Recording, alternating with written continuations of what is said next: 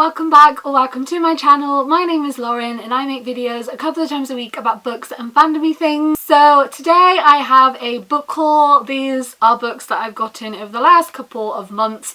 There's not that many, to be honest. I told myself I was going on a mini book buying ban and I have done that, and I've definitely not bought as many books as usual. This is essentially like from January to now, and this is usually what I would have bought in a month. Obviously now I'm quite glad because I'm going to be making my way through my unread books on my bookshelf and also these books because we can't go outside anymore. Well, I can't anyway. I am high risk. I'm a high risk group. So love this for me. Anyway, let's go on to the book haul. I have 1, 2, 3, 4, 5, 6, 7, 8 books for you today, and a Kindle book as well, because I've been trying to buy more on my Kindle and read more on my Kindle because I got a new one and it was expensive. 2 of these books I was actually sent by publishers / authors, so I will tell you about those as well.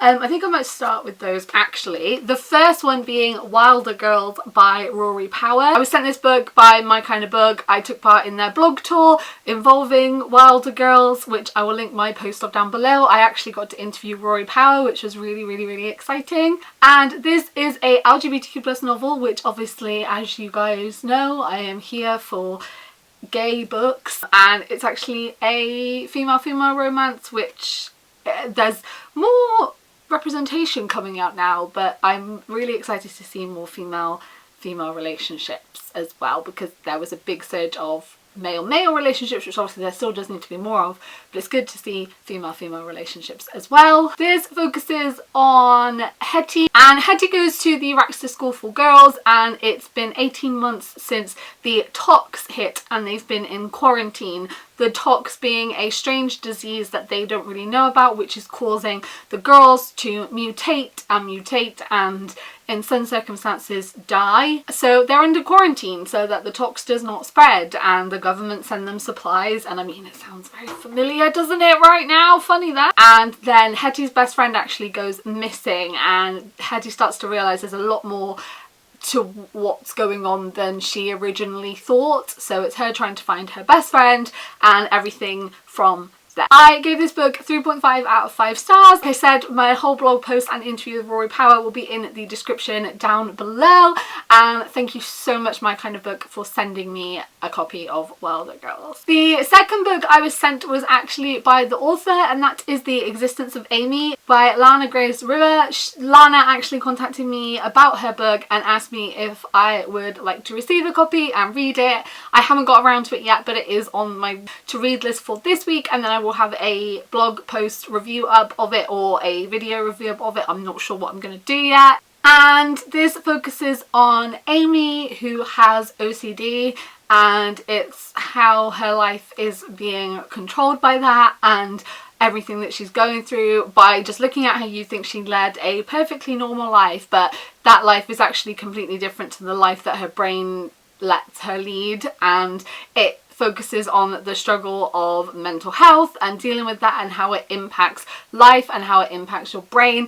I struggle very much with anxiety. I actually do also have OCD tendencies, but they are not as intense as my anxiety, but they are there and it does very much tie in. I have family members who really badly struggle with OCD, and I've seen the way that it can really impact and affect someone's life. And I think OCD is something which has become very trivialized, like a lot of mental illnesses have, to be honest. And I think the actual impact that it has is so detrimental and so life ruining. I want to say it really can ruin your life and change your life. So I'm really looking forward to reading this one and seeing how OCD is portrayed, because there's not many books I've read in which it has portrayed well, so I'm really hoping that this one will as well and will show those effects of mental illness. Then I got The Girl That Could Move Shit With Her Mind by Jackson Ford. This book, the cover, I just love the cover and the title. It drew me in, man. And this focuses on Tegan Frost, who has telekinetic powers, and she works for the government because it's sort of either be tested on or work for the people that would do the testing. And I mean, if you were actually in that circumstance, the government would be all over you. They would want to know shit. So she is working for them, but all she wants to do is just chill and just not do that. But then a body shows up at the scene of her last job, and the person was killed in only a way that someone with powers very similar to Tegan's could have pulled off. So she now has 24 hours to clear her name and prove that she did not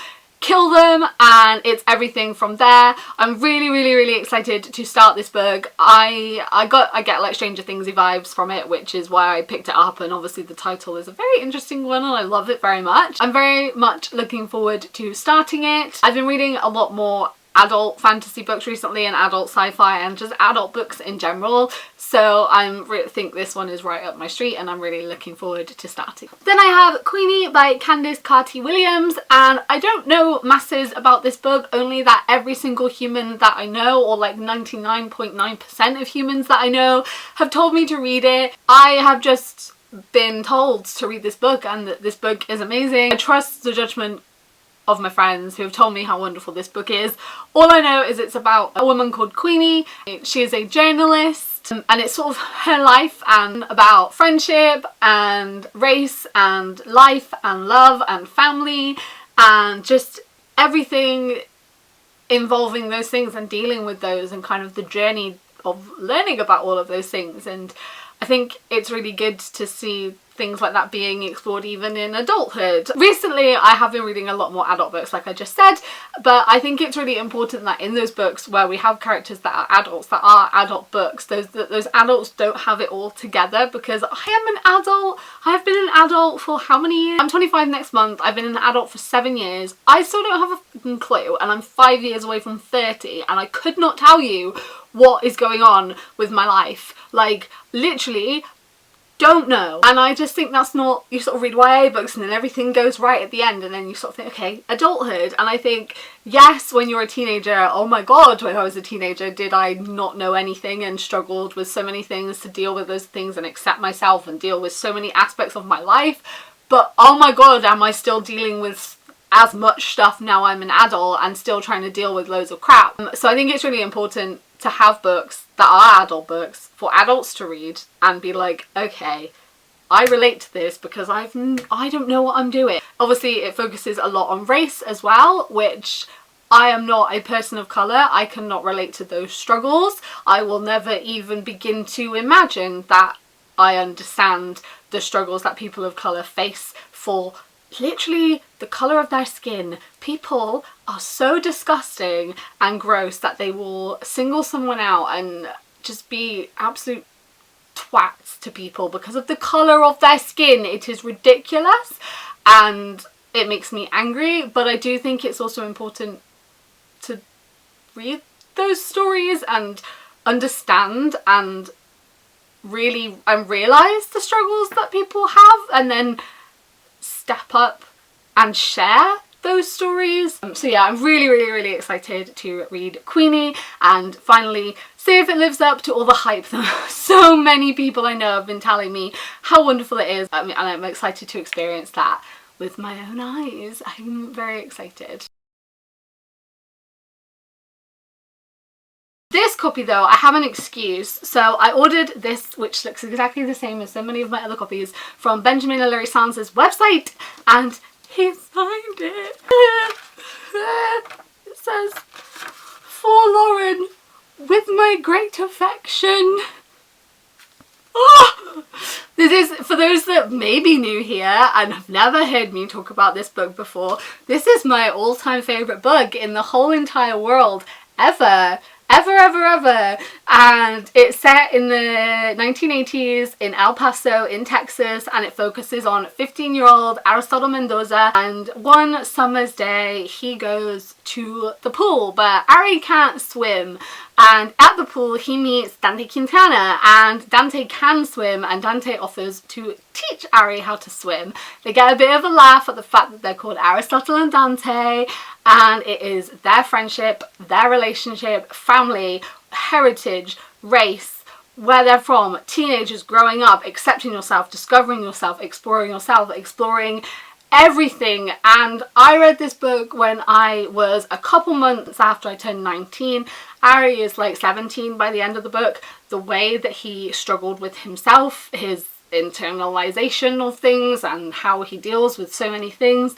I had never found a character in which he spoke so many of my thoughts and had so many of my thoughts in his head about himself, and the way he was behaving in certain situations, I'd seen myself behave like that. Ari has a place in my heart. It takes a lot when you are young to, and even when you're older, like I said, we need to be talking about these things with adult stories, to accept yourself and to think about things about yourself that are considered different. It's hard to accept those things about yourself and come to terms with those things and realise that that's how you're gonna have to go about your life now, is with those things and identities and what you want to identify as, and it's really hard. And this book is a fantastic exploration of that. I love this book. I own multiple copies, but this is my most prized possession because it is signed Benjamin Lewis-Sam. So yay.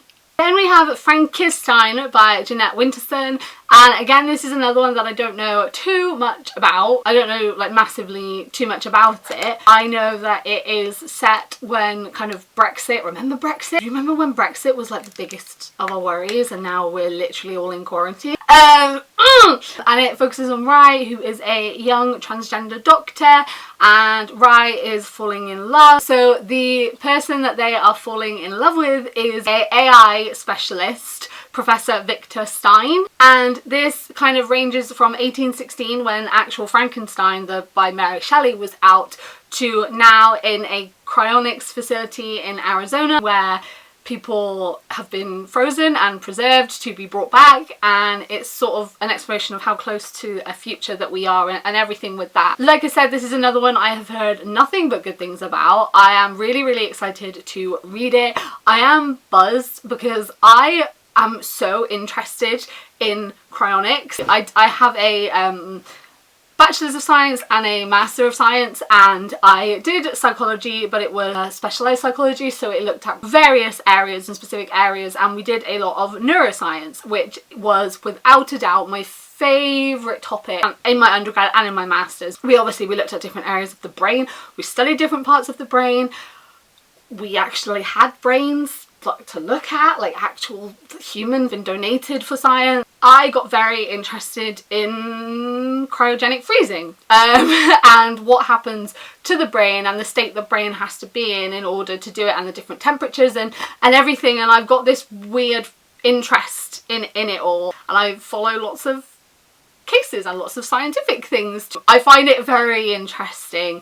Do I think we will ever be able to actually bring someone back? Probably yes. There was like a study recently where they're talking about putting people in suspending animation to do certain surgeries, and it is crazy. So I'm really interested to read this. I've heard, like I said, I've heard nothing but good things about it. Yeah, I am super excited to delve into it. It's definitely going to be one I read very soon. Then I have Check Please Hakki by Ngozi Kazu, and this is a graphic novel and it focuses on Eric Bittle, who is his first year at college or university, and he is a vlogger, he loves to bake, and he was a figure skater, but now he is joining his college's ice hockey team, and then on the team he meets Jack, and it's everything unfolding from there. It's told by a mixture of him, just actually the story, but also through his vlogs, and I adored this so much. The part 2 comes out, which is called Sticks and Scones,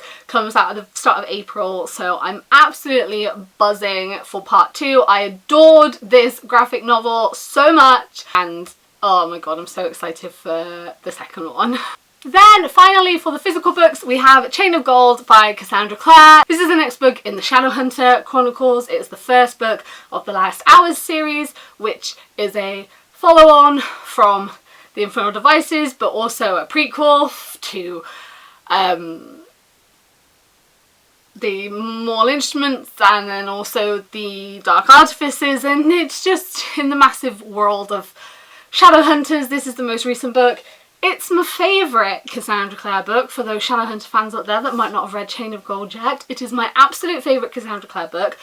5 out of 5 stars. I would die for Cordelia Carstairs, and I absolutely love it. So that's where we're at right now. All that is consuming my brain is Shadowhunters, and I adored this book so much. So yeah. Those that have read it and want to discuss, I have a Chain of Gold reading vlog, which I will link in the description, and also a video called Chain of Gold Ruined My Life, because true. And very soon I will have a full Chain of Gold review up as well. Then on my Kindle I got The Poppy War by R.F. Kuang, and this book is, oh my god, I am about halfway through The Poppy War at the time of filming this, and I am so in love with this book. It is amazing. One of my best friends, Sarah, she read this book last year, and honestly she fell in love with it, and I trust Sarah's judgment on a lot of things, and books is one of them. So I bought The Poppy War and started it. It is a trilogy. The third book isn't out yet, but the second book is called The Dragon Republic, which I also got as well, and I love it so much. I am so excited to read more of it and to finish it and to go on to the second one, and then obviously for the third one this year.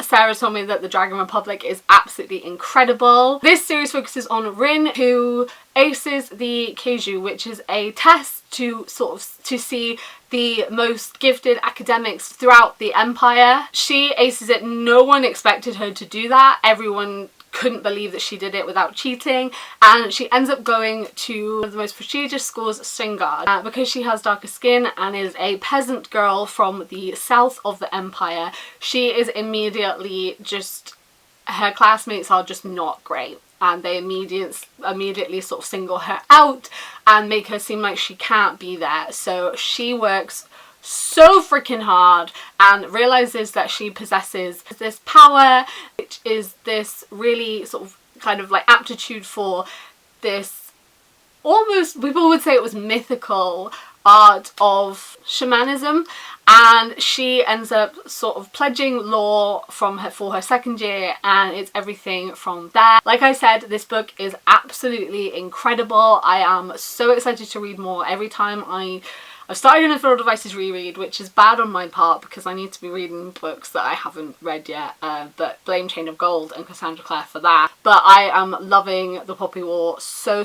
much. I'm so excited to finish it and then to read more from The Dragon Republic. So yes, so that's my most recent book haul. Like I said, I'm not buying as many books this year. I am only buying books I really want to read, and books that I know that I'm going to read ASAP and I'm actually going to get through, rather than books that are going to just stay on my shelf for months and months and months. What books have you guys got recently? Have you read any of these? Please leave your thoughts in the comments down below. Like I said, if you want to chat Chain of Gold, then there are 2 videos on my channel that I will link in the description, which we are allowing spoiler content on and in the comments, so feel free to come over there. Like I said, if you guys are new here, then I make videos a couple of times a week about books and fandom-y things. Hit me up on my other social medias, which as usual are in the description down below. Thank you guys for watching. I hope we're doing really well, and I will see you next time. Goodbye!